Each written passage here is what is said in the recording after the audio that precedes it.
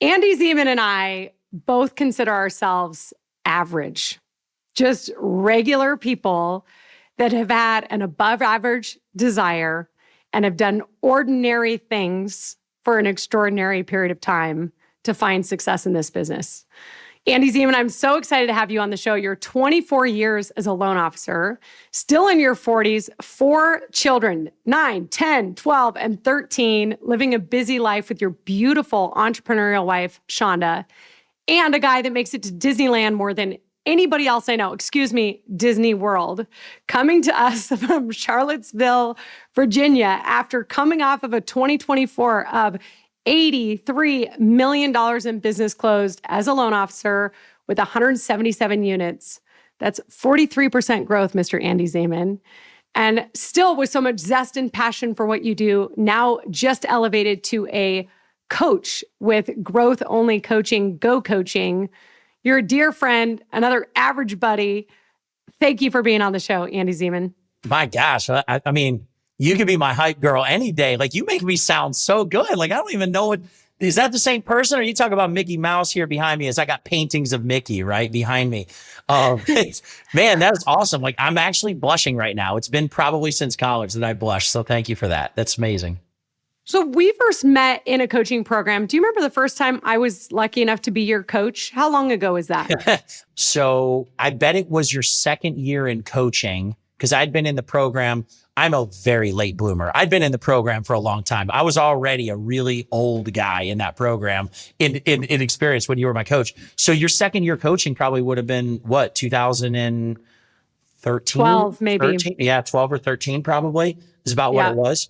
You know, and if I can, I want to compliment you for a minute that I remember vividly that call, because I got off my first, or maybe it was my second call with you, and I was doing my homework. I was really engaged in coaching.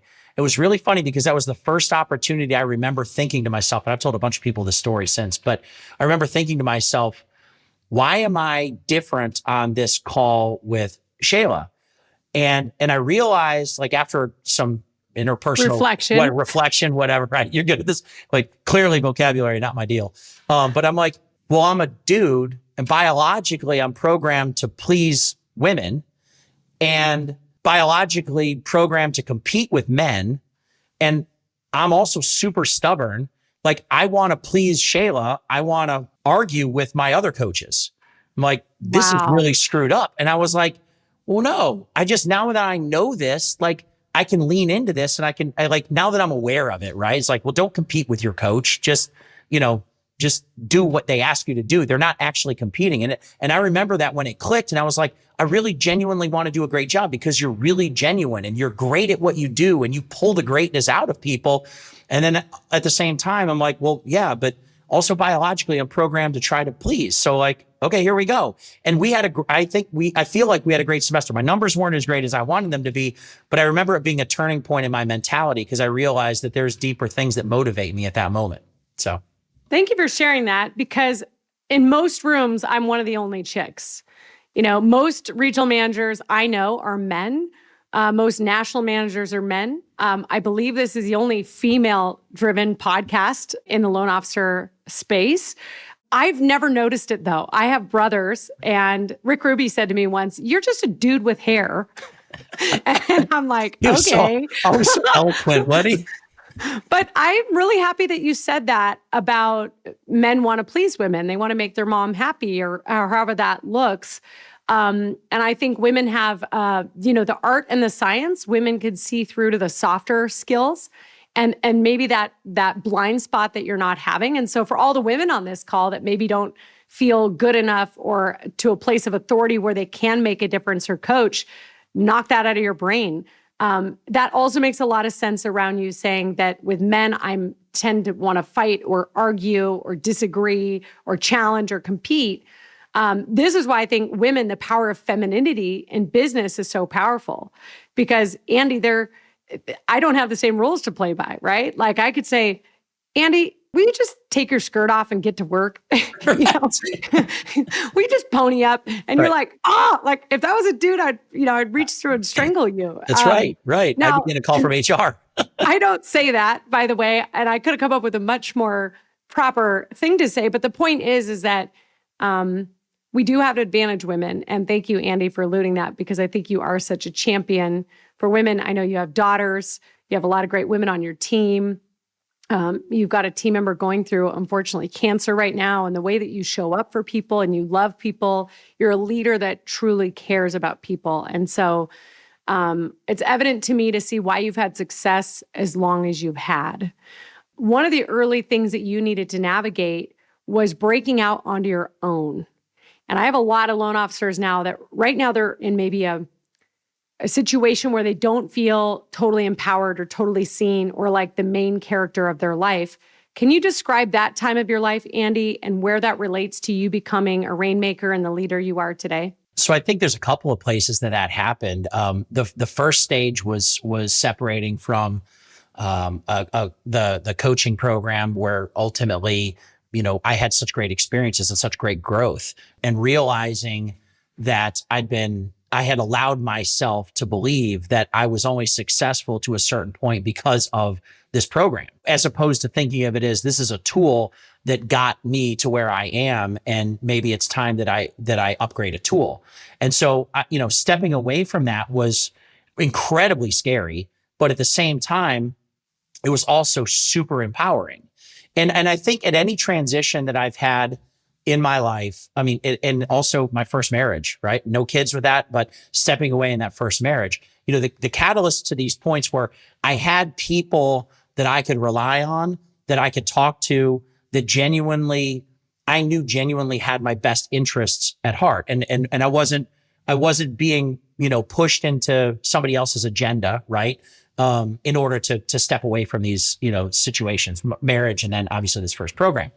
And then in doing so, each time I grew in myself, right? And because I paid attention, and I also always took the philosophy, when I say always, it's been a long time since I haven't had this, but where everything was my responsibility and my fault. And because as a control freak, I was like, all right, well, look, if somebody did this to me, like, and then I don't have any control over that outcome. But if I in some way was, to use your word, a catalyst, or like I was involved in this, then I could have affected the outcome somehow, which means if it ever presents itself again, I can affect the outcome because I can learn from it. And so I just took that. Now I lead my business through philosophies of a book called Extreme Ownership, right? By Jocko Willink and a couple of Navy SEALs. And that's what I believe. And so then as I transitioned from that program into, I searched around and tried to find another program that I wanted to be in and floated around for a while. And then the next phase of this sort of, the evolution of Andy, right? Which is still going on, is where I had worked for a family brokerage for, a long time in a family shop, right? I used to work for some of our other coaches, right? In an organization. And so I left all of them, but I also at the same time worked for a family member, and I had other family members that worked with me, and constantly butting my head up against the evolution of the mortgage industry and what I felt was needed to get done, but wasn't getting done. I actually had to take a step back and ultimately, or a step to the side. And I had to step around some people that I love very much in order to get where I needed to be, with the long-term goal of realigning and ultimately pulling everybody back up and together. But I knew that without doing that, I'd burn out. I wasn't serving my clients properly. And so I stepped away from that family business. I did my own thing. And that was in 2021 that it officially started. And that was the next and it wasn't because 21 was 21. That was fantastic, right? 2020, 2021, all of that was, wonderful. Those are years that we didn't earn. Those are our grab 'em years, right? And then what I was able to then produce, my passion for what I really did for a living, my passion for creating a client experience, has then allowed me to now realign with those same people that I had to leave, and now help them implement the things that we've actually grown from. So Thanksgiving's been awkward for a couple of years, but it's been a great experience because I've learned so much about myself from it. But I thank you for asking that question. Well, and I just want to reiterate that to any listener now. When you are in a spot you're not supposed to be in, when you're following the wrong leader, when you're in the wrong environment, hanging around the wrong people. There's just a constant feeling of misalignment inside of your body. You can't take a full breath. You get stuck trying to speak your voice because it's stuck. You feel a lot of shame. You feel guilt. You feel jammed up. And I just want to acknowledge you, Andy, because you've made some big moves of choosing you, of stepping into trusting yourself and being the main character of your life. And also believing in, I want high tech, high touch. I want this customer experience. I want to be the modern mortgage advisor. And even though I'm going to have to temporarily hurt some relationships or hurt some feelings or, be spit on by the program saying that I'm never going to make it and I'm a loser, like, you had the courage and the bravery to make a commitment on your vision. I was reading 10X is easier than 2X again last night for like the 5th time. And that's what it's all about, is like having your vision. What does your life want to be like? And you were in that marriage going, this is not the vision. This is not me. Right. And thank goodness you bet on you. You had the commitment and the courage to do that. And now you have 4 beautiful children with Shonda, and you are living your dream life. You're going to St. John's. You're in the Virgin Islands. You do what you want to do in your business. I want to start breaking it down to how you are a rainmaker, because when you look at these 177 closings last year, $83 million in business, you had 71 different real estate agents refer you a lead or business. Right. 71 correct. agents. And you reported to me that your archetypes are first, trust builder, and then second, marketing and networker tied. So we're going to play with this a little bit. But tell me how your trust builder, does that open the doors for you, or generally is that what closes the door? Is that what helps you convert, your trust builder? So since you brought these out and I've been reading them and diagnosing them, like just really looking at it, how they apply to me, I think there's a lot of times that I actually open and close with it. And it's sort of all the stuff in the middle, right? That then is the marketing or the networker in a lot of cases, right? Or certainly for me, different skills. But it's real important to me that we're going through a process where whoever they are, people feel like they can be transparent with me. And so, I've done this. I think I was telling you about this the other day when we saw each other, but I've done this deep dive recently into this, this topic of like elicitation, which is it's a tactic of extracting information from people, right? Building trust. And you have to be very careful. Like it's something that you have to be very cognizant of doing it ethically, because it works really, really well, right? This is the same tactic that the CIA uses to extract information from, bad people, right? Yep. But a tool is just a tool, right? A hammer can build a house, or you can do some real damage with a hammer. So a tool is just a tool. And as I'm looking through this and I'm working on this sort of thought process and this trust builder mentality, is like people are turned off by questions that they're programmed to say no to, because people close down in our business, right? Like they want to be guarded. Well, we can't do our job properly if they're guarded. We have to get them unguarded so that we can actually build the trust. They'll share information with us. And then 2, we have to have them trust us in order for us to be able to really, truly lead them correctly. But you can't do that through the normal course of action by asking you questions like, okay, well, what would you like your payment to be? As low as possible, right? Of course it is, right? So we have to figure out ways to get this information from people. And so I love looking at other industries and how they do this stuff. And so this has come up, and I think this is where we lead. And then ultimately that trust builder, when we build it, it gives me the ability to close. And so there's a lot of times where there's conflict in a relationship that we all know, like you grow from conflict. If you don't have conflict, if things are perfect, if nothing ever goes wrong, there's not a whole lot of opportunity to enhance that relationship. And so I use the trust builder at the end of the process to make sure that the trust builder in the beginning did it right. And we hit the pieces that we promised we would. And so I guess to that extent, I maybe open and close with it, but you're the expert at it. So you tell me. Well, let me just find out what you've learned from elicitation and studying the CIA question process and framework. I know your calendar really well. And so what does a guy do that closes roughly 15 deals a month?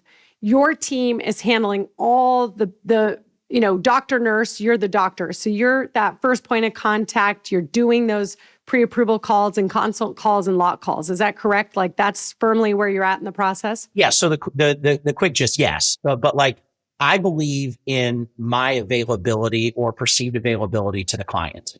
Okay, immediately. And so we've done some little things like I have an executive assistant that operates and works within my email. And so when a lead will come over, an opportunity, and I'm trying to change that vocabulary. So you hear me go back and forth on that. It's an opportunity, right? I don't want to be on a lead tracker. I want to be on an opportunity tracker. I'd feel better about that as a human. So this opportunity presents itself and immediately it's critical that they hear from me. And so I'll have a staff member, a team member, if I can't do it, will reply as me and introduce themselves as the next step in the process where they'll get them on my calendar, right? So that appointment is set. And a general rule is within 24 hours. So every 15-minute window that's on my calendar, Shayla, that is available, if an opportunity wants to talk to me during that time frame, it's available, they can book it. And so that's done through Calendly and whatever else. But I don't need more than an initial 15-minute telephone call to build rapport, to build trust. They were referred in. They quasi already trust me. I just need to not screw that up, right? Elicit some information from them. And then ultimately, yes, I have two phenomenal loan partners. I can even, from a process standpoint, you can even do this with one easily. That application data ultimately comes over. We use the word questionnaire, right? And so that comes over. I've got my notes before my next follow-up call. So I might be on a 15-minute call with that client. Today is Tuesday. That application data comes over tonight. I've got a 45-minute Zoom call scheduled with this client Wednesday afternoon, the next day. The entire file is completely dissected. Cash, credit, income, property, whatever is all written up for me. And now I get on a call and I could spend 45 minutes on a Zoom call building the relationship. And we use, Mortgage Coach and TCAs and all these different tools to continue to build trust. But that entire call is not about me dissecting the details of the loan. I already know the loan. The team already told me all my notes. I got them right there. All I'm doing is using those notes and using the Zoom opportunity to just nurture that relationship and then work on continuing to build that trust. So that's, and then after that call, the notes go back out to the client, all my summary notes from the call, they get copied to my team. The business partner is copied. And then throughout the process, right, we've built some automation and some check-ins and stuff, but it's always me. So the impression is the client should always feel like, Shayla, like maybe I've got 3 loans in my pipeline at any time. And they know I'm busy. They know I'm doing a lot of loans, but they don't really know because the impression through some of the CRM and the communication, et cetera, it always comes out as me. And right. So that way the feel is like they're always being paid attention to by the doctor. And that's the thing we always hate. We hate about the doctors. Like, I don't want to talk to the nurse right now. Like my elbow still hurts. I want to talk to the doctor. And so sometimes they just need to feel like they are.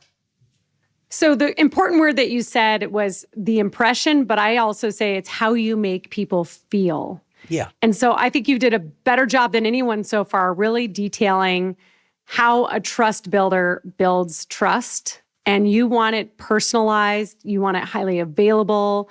You want the big dog, Andy Zemon, to be the one that they're getting the perception that they're talking to all the time, even though your team is handling 90% of the details. Right. You've structured it in such a way of how the client feels. Let's just talk about building these referral partner relationships and getting 71 of them. So when I say open the door, close the door, absolutely, you're leaning on Trust Builder hardcore with your clients to engage them, convert them, and earn their business and the further business, which, by the way, 40% of your business came from database last year. Yes. Which is fantastic. So realtor partners, this year you landed 6 new realtor partners that are referring you. Yes. Did you, just curious, use networking to meet them, or did you use storytelling and marketing to meet them, if you can remember? Yeah. So which is interesting that they came out as dead tied, because if you said, are you a better networker or storyteller? Like, I'm a storyteller all day. I use storytelling in everything that we do, but They're either I was having an off day or there's some truth to that. So I think it's more, so the networker in those relationships, the networker opens the doors. The storyteller is how I build the relationship and close. I would guess that those 6 people, did you go into a random networking event to meet them? Or were they a listing agent, or were they somebody referred by one of your current referral partners? So they're the latter too. So I don't go to many networking events. Not saying you shouldn't, and there's anything wrong with it. I'm on client calls all day. So I don't. A number of them, 2 or 3 of them actually, were referred by other realtors. And that's something that if you're not leveraging currently, like, you've got to. The reality is, the number of people, frankly, Shayla, that I've been fired by in real estate as realtors that are now coming back out and saying, hey, kind of rethinking this. Maybe we should work together again. Like, kind of everybody else has fallen off a little bit. Like, what can you do? And then the rest of them were listing agents. And my theory on the listing agents is simple. Somebody asked me the other day, they're like, how do you get a listing agent in the middle of the process to meet you for coffee? And I said, you don't. And he goes, what do you mean? And I said, you don't even ask. Like, your job isn't to be a barista. Your job is to close that loan and do a great job. And if you do a great job and you earn the right and there's an opportunity, you'll know it and you can meet them. It's like, before I met Shonda, I'd be at a bar and I'd be having a really nice conversation with a very attractive woman, and we're having a great conversation, and I'm not getting the signals that it's okay to. In fact, I'm getting the opposite, like the don't ask me out signals, but like, you're still nice to talk to. Be perceptive, right? Don't be awkward. This is a service business, we are a sales business, but it's service first. And so that's how they came about, is because we'd have these conversations and they're like, oh my gosh, like, you literally are updating me on every single milestone in the process. And like, I had a client do it today that said, hey, Andy, are these your automated messages, or is this you? I'm in my CRM all the time. I replied and said, no, it's me. No, that was an automated message. That was my personality, but they're just like, I can't tell. Like, this came out in perfect timing to my loan going into processing. Are you really watching it? And I'm like, yeah, it's me. And we had a little joke. I misspelled a word because that's the way I type. And they just laugh and it's ha, ha, ha. But these agents, they get some of this messaging as well, which is really simple. Shayla, this is magical. And I know you're going to love this. I let an agent know when we've moved the file to processing. They get a company email, but sure, because they get the company email, they also then appreciate the fact that they actually receive a text message from me. And it's a number that they recognize as me. And the text message says, hey, just wanted to let you know, we moved the file to processing. Couple days, we should be in underwriting. That's my text. That sounds just like I typed it, because I typed it. And so those pieces, then at the end of the process, we survey everybody. Well, mid-process, I survey everyone. And if you're not doing this, guys, well, first of all, good news is your competition isn't either. But bad news is that there's a huge opportunity on the table. So mid-process, at the time we resubmit a loan file into underwriting, I send a text message to the buyer's agent, the listing agent, and both buyers, assuming it's a couple, right? And my message says, hey, we're almost to the finish line. I'm just curious, on a scale of 1 to 10, how am I and my team doing for you? Or 1 to 5. Sorry, I say 1 to 5. But I set the stage very early on with the clients at the application, Shayla, and I say, the most important thing throughout this process is not like, we're going to do the mortgage just fine. So you'll be okay on the mortgage. But you need to let me know, Shayla, the moment you feel like you're not getting 5-star service. And I don't think that'll happen, but if it does, do you promise me you will not sit quietly? Because I tell you, I'm promising you this. And if I can't deliver on it, then I'll feel like I failed my job. Will you promise to raise your hand and let me know if I or any member of my team are not giving you what you would expect as a 5-star? And they're like, absolutely. I'm like, okay, cool. Then we ask a mid-process.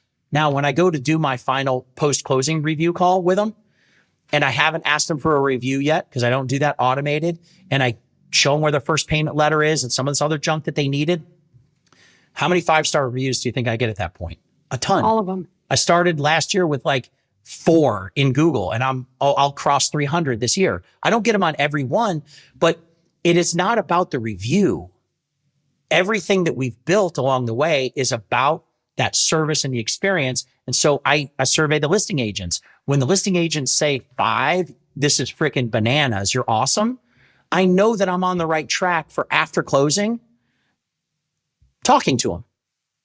And guess what? If they give me some signals that they're open to some other relationships, which most of them are right now, we're in a good position because we earned it. I think that if you were to pick 2, trust builder, storyteller, marketer would be your 2, Andy. What I would think is if I picked you up and dropped you in Florida and moved you to a new market, you would probably lean heavier on your networking in the beginning to go out and meet a bunch of new friends as fast as possible and work the room. But once you've got your comfortable people, you're going to grow through performance. You're going to say, let me show you, let me serve you.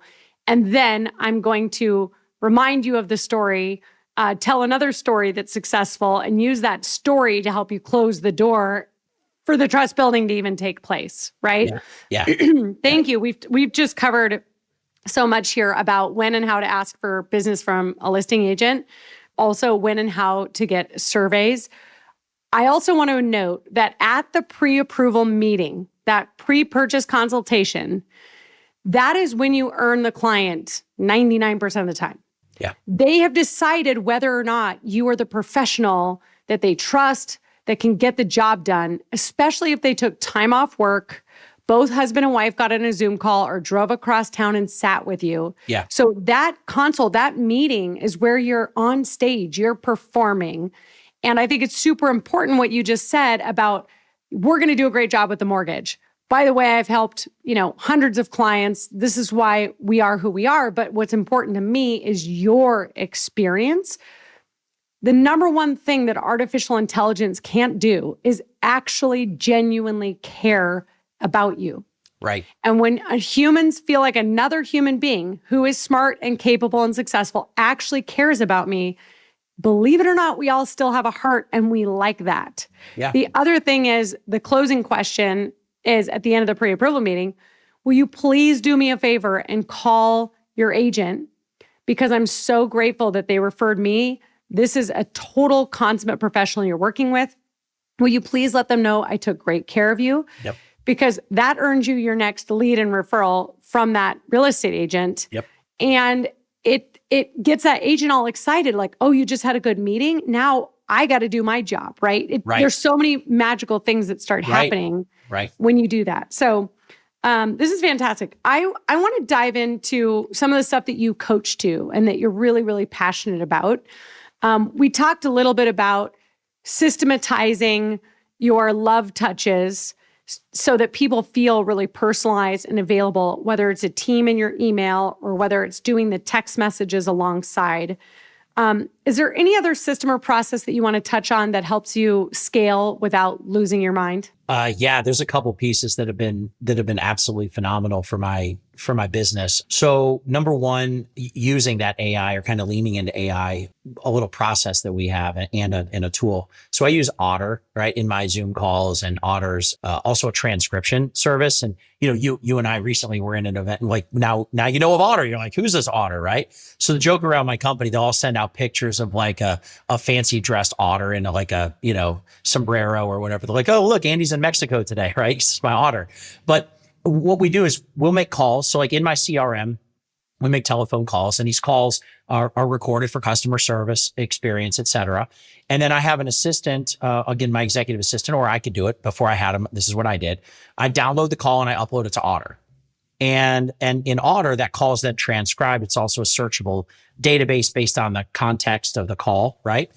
And so my team could go in, for example, and ask it questions like, what did Andy say about they were going to do with the other house or the beach house? Or what's their plan with this property? Are they selling it? So it answers the questions as me because it's just data, right? So that's certainly impactful. There's prompts that you can build. There's like these little meeting templates. And so one of my templates it was a client call. And in the client call, that means that I want it to then give me specific information. Number one, I want a detailed summary of action items, next steps for my team. And two, I want the AI overlay to write in my tone vernacular. It's called casual but confident, right? I want you to write a detailed follow-up email to the client, focusing on all the pieces that we just discussed today so that they have a chance to confirm they feel heard. Okay. And so then behind the scenes, this email, as I'm on my next call, as it works in my system, this email gets copied and it gets put into my Outlook in my draft email folder. And so then as I'm in my draft emails, in between calls or in between meetings, I'll go in and, I'll have 4 calls in the morning, we'll say, and I'll have 4 follow-up emails that are in draft form that are better than any email I could ever write. Because 1, I can't write. 2, I can't spell. I'm not detail oriented, and I'm terrible, Shayla, with follow-up. I don't do follow-up well. And so I have to surround myself with technology that supplements for my weaknesses. And so here's this draft email. Then there's one other piece. I use Grammarly. And so Grammarly will fix AI so that it reads like more of a human. And so it tweaks the call. And then I always put, I edit it myself, a couple little tweaks. But I'm not kidding when I say, when I started doing this, I tracked all the hours I spent on it on 1 week, right? Writing my follow-up emails, which is atrocious, but like writing them. And then the next week when I started using this, it saved me over 7 hours. Over 7 hours. And the client experience that they got was phenomenal. I was getting responses back from agents and from clients. And you know who really loves this? Financial planners, because it's so detailed. And so now I get to retask that 7 hours with relationship activity. And I get to do other things now that are going to promote and build the business. So that would be a perfect example of how a loan officer that's like, look, I really only have the bandwidth for 1 assistant right now or for none. This is a way that you can utilize a very inexpensive piece. It's $300 a year of technology, but also at the same time, really enhance your relationships and have records that you can actually go back to. The number of times, Shayla, that I've talked to a client 6 months after I talked to him the first time, and embarrassingly, I don't remember. And so I go into Otter and I'm like, tell me a personal reference, because I always have personal reference on the call. I know when I'm, there's going to be something fun that I'll extract from them personally. Like, give me 1 or 2 personal items that we discussed on the call. And they're like, oh, well, at 4 minutes and 12 seconds, so-and-so, the client, stated that their son was going to attend West Virginia University and was going to be studying, dentistry. And so when I get on the call, I did it today. I was on a call and I'm like, this particular girl, I was like, well, what you did and whatever. And I asked her a question about it. And she's like, my God, you remember a lot. And I was like, well, just the important people. And then we move on. But here's the thing. Like, if you're not using these pieces and these just small little tips and tricks, you're not enhancing the relationships. Not there to trick anybody. Genuinely, I care. It's just, I can't remember everything. So some people have notebooks. I have an Otter. Let's talk about sustainability, because when you're in the office, you grind. I know, because you and I don't casually just hook up during the day. I know your calendar is booked. So if we could, I would share your screen and have you show us. But like, what do you say on average? How many appointments do you have booked on a given week? And how do you sustain that without burning out? What's your rhythm for taking time off, or any rules that you have or boundaries that you've set? Well, so, just to give you some context, so I had 5 new clients on my calendar today. I did a mortgage coach podcast with Dave Savage. I've got this call with you, and I had 2 coaching calls. And then I had my team meeting. I didn't have lunch. I think I went to the bathroom once, and I have a buffer of like a half an hour. Well, so the way is, and listen, I love this. Do this to me every single day. And Shayla, it's because I know, and this is back from some of our old school, like, I know I'm pressure driven. Yep. I'm driven by pressure. So like, I have pressure to be on time on every one of these calls. I got people counting on me. Worst thing that I can have is a calendar that's all white, in which case it's like my calendar's dying, right? I got green and red. Okay. Just don't give me white. I want more green than I want red, but like, don't give me white. And so that said, as I look at this calendar, I also know what fuels me. Okay. And I know that I'm energized by getting on a client call with a new client. I'm energized by getting on a podcast with Dave Savage, or I'm so honored to be on this is like highlight of my career to be on this podcast with you. never in a million years, I mean, I hoped, but never in a million years would I have like actually believed. But I know what also doesn't drive me. And so I work really hard to keep those activities to a minimum on my calendar. And the only way I can do that is by making sure that my calendar is full of the things that actually drive me. Then there's no space for the things or there's very little space, right? Like, if I look at my calendar for tomorrow, there's one item on my calendar that I ultimately would be like, I want to get rid of this, right? But it's a doctor's appointment. So of course I want to get rid of it. Like, why would I want that on my calendar? So, but the idea is find what fuels you. And Shayla, let me ask you a question. Yes. How did you know, because I know what really drives you, motivates you, where you're like, you come out and you're charged and pumped, right? We can all see it in your face. How did you find that? Because that's what I think these people need to know is how do you identify that that's your fuel? Well, I am most driven by winning. And so I think at whatever level you're at, you've got to figure out what is it going to take to win right now. And I also am totally freaked out by wasting time and being stagnant. And so when I learned very simply, if you have 8 hours a day, there's red activities and there's green activities, and the green time activities are going to drive growth in your business. I started getting, just like you, that like anything green that is going to drive my business, meaning I'm meeting new people, I'm deepening relationships, I'm converting or advising and educating people. That's going to drive me to that next level where I now have an assistant who can take on some of the stuff I don't like to take on. Now I have 2 assistants. So I've got my front end business and my back end covered. And I could take a full week off and rest and rejuvenate. Now I can have 4 people on my team. Now I can, hire a branch admin that's handling all my commissions and bonuses and facilities and all this, the yucky part of running a branch so that I can lead and coach and watch the light bulb go off for people. You just have to do what it takes to get to that next level. And so when I'm winning and I'm putting green time on the board, I feel good. The second thing is I also, as much as I say I hate wasting time, I also think that there's very little wasted time. If I'm with another human being and I'm giving them my best, I'm listening, I'm loving them, I'm giving them what I've got to give, that will always come back tenfold. And I've seen that in you, Andy. You're such a giver. You stepped into the sleigh with Shay back in May, and I hadn't seen you in a long time. And I was like, wow, your presence of just being in the room, you are a champion. I call this bench energy.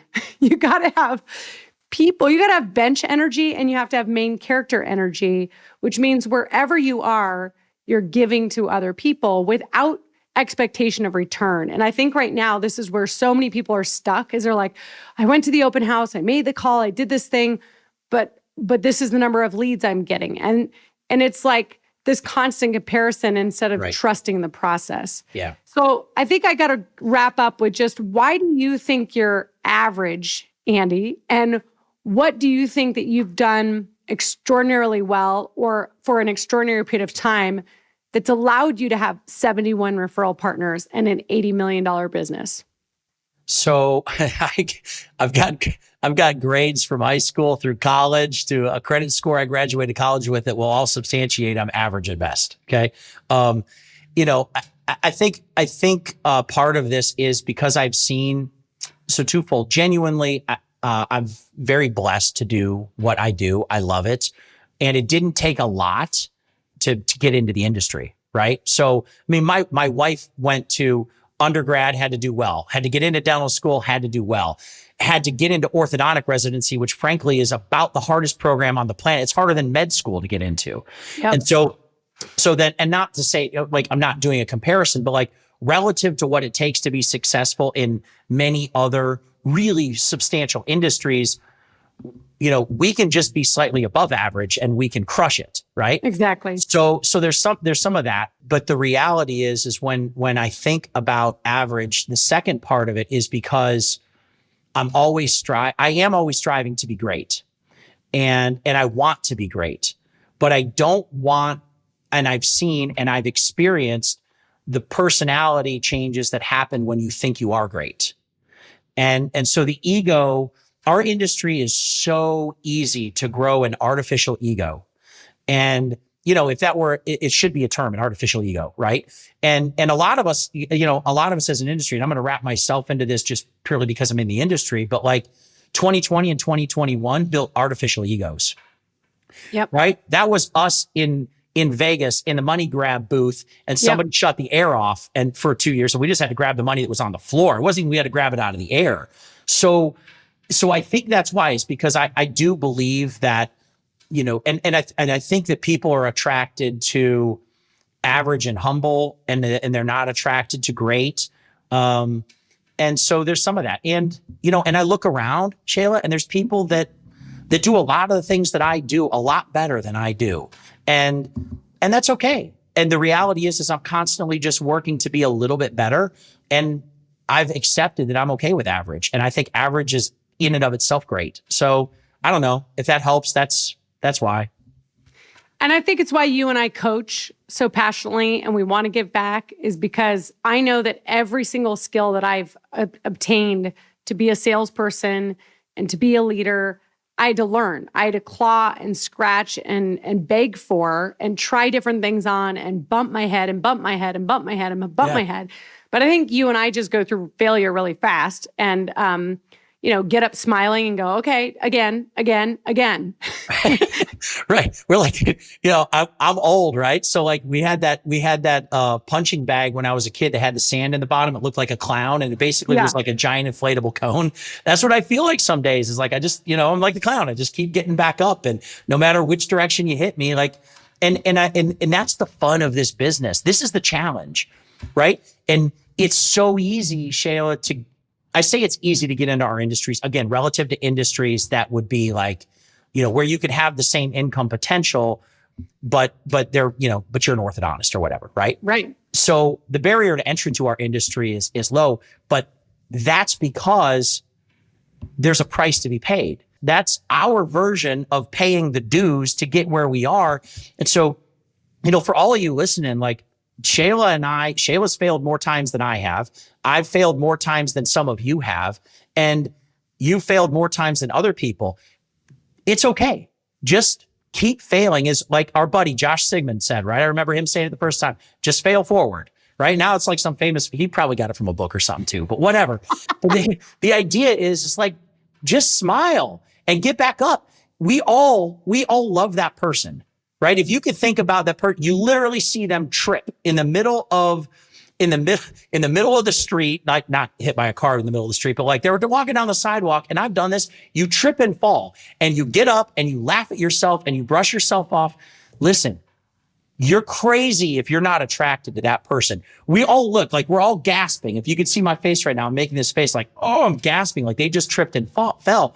But they stand up, they laugh at themselves, they brush themselves off, and they just keep walking. And we're like, dude, what a phenomenal person that is. I don't know why, but I'm attracted. I want to know that person. How do you do that? That's all we have to do. Just get up and brush yourself off. And my newsletter yesterday said the 3 things we all need to remember. Show up. You continually show up, Andy. You show up with a smile. You show up wanting to be great, working towards mastery. You give it your best every single day. And you love others. You genuinely show up to shine on others. I see it all the time. So show up, do your best. You're not going to have all the answers. You're going to fumble through scripts. You're going to sit down to a meeting and feel like, oh, I'm undergunned. But just do your best every day. And then third, show people you care. And Andy, I think your business has blown up. You've sustained it. You've continued to grow it because you have been fundamentally at the core about serving others and showing people you care. So this episode is just, I know, going to go down as one of the tops already. Andy, thank you for the conversation. Thank you for the time. Thank you. I love leading and coaching with you. I'm excited to have you out to slay with Shay. I can't wait to meet Shonda. Yes. Shonda, I hope you're listening. When's that happening? She will. Can you put this on Instagram? She'll see it on Instagram, right? She'll listen to this one. Shayla, at the same, I'm from the absolute bottom of my heart. Thank you for seeing something in me that, that I don't, I mean, I don't feel like I deserve it, which is fun, but legitimately, or I don't feel like I'm special. Right. But I don't ever want it to be anything different than that. And I just thank you from the bottom of my heart for including me and for caring about what I say and for validating some of the things that at the bottom of my heart, I think are really important. So I really appreciate you. And I'm very excited to be in an industry, Shayla, where you are a leader. So I appreciate you. Thank you. Thank you, brother. I really appreciate it.